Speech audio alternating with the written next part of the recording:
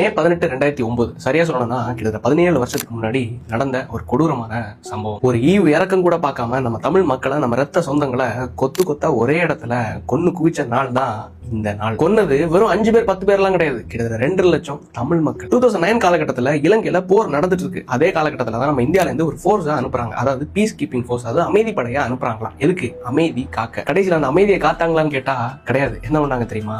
காக்க வச்சு ஒரே இடத்துல கொத்து கொத்தா கொன்னு குவிச்சாங்க. நடந்துட்டு இருக்கிற போர்ல பொதுமக்கள் பாதிக்கப்படக்கூடாதுன்னு முள்ளிவாய்க்கால்னு ஒரு பகுதிக்கு பொதுமக்கள் நீங்க எல்லாரும் திரண்டு வாங்க, சோ இது நோ வார் சோன் அனௌன்ஸ் பண்ணியாச்சு. நோ வார் சோன்னா இந்த பகுதியில மட்டும் போரே நடக்காது, உங்களுக்கு பாதுகாப்பா இருக்கலாம்னு சொல்லி மக்களை நம்ப வச்சு அந்த இடத்துல திரண்டு ஒண்ணு கூட வச்சாங்க. ஒண்ணு கூட அந்த 2 லட்சத்துக்கும் மேற்பட்ட மக்களை, குழந்தைகள் உட்பட எல்லாரும் என்ன பண்ணாங்க தெரியுமா?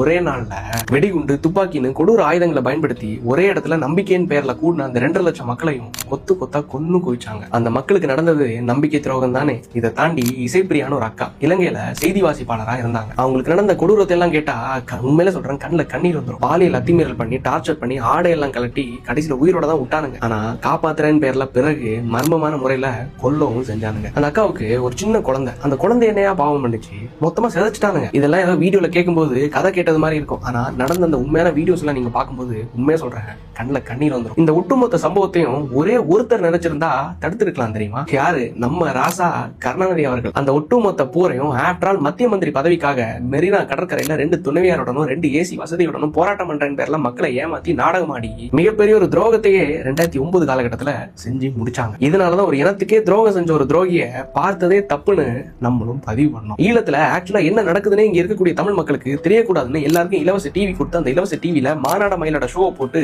ஒட்டுமொத்த தமிழர்களே அந்த ஈழத்துல நடக்கக்கூடிய சம்பவத்துல இருந்து திசை திருப்பி விட்டாரு அன்றைய முதலமைச்சர் சாணக்கியர் கருணாநிதி அவர்கள். அப்பேற்பட்ட அந்த குடும்பத்தை எல்லாம் போய் பார்க்கலாமா? சரி, அது வேணா, இதுக்கும் முட்டு தான் கொடுப்பீங்க, பேசினா வீடேறி தான் வருவீங்க. ஆனா இப்போ ஏதோ ஒரு சின்ன சந்தோஷம் என்ன தெரியுமா? நம்ம சின்ன பயிலுங்க எல்லாம் கத்தி கத்தி பேசி பேசி இந்த மனுஷர் மூலமா அந்த ஒட்டுமொத்த கட்சியையும் கலைச்சு விட்டீங்க. இப்போ அந்த 75 ஆண்டுகள் ஆலமரம் என்ன பண்ண போறாங்களாம் தெரியுமா? நம்ம எல்லாரையும் கவர்றதுக்காக ஜென்சி வேடம் போட போறாங்களாம். என்ன வேடம் போட்டாலும் சரி, தயவு செஞ்சு நம்பிடாதீங்க. நம்ம தமிழ் மக்களுக்கு நடந்த இந்த துயரத்தையும் இந்த வரலாற்று பிழையையும் நம்ம தான்